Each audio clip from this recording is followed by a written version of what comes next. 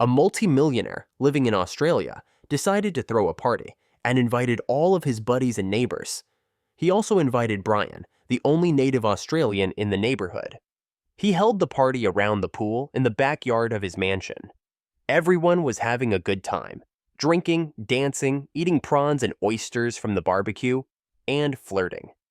Then at the height of the party, the millionaire said, "I have a 15-foot man-eating crocodile in my pool, and I'll give $1 million to anyone who'll join him in the pool."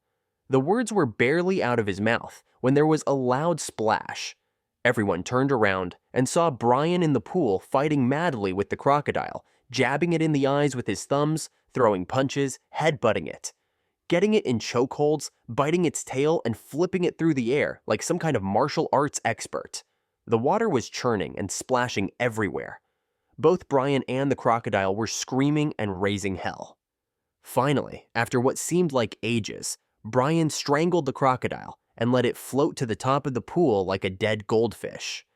An exhausted Brian wearily climbed out of the pool with everybody staring at him in disbelief. The millionaire said, "Well, Brian, I guess I owe you $1 million then."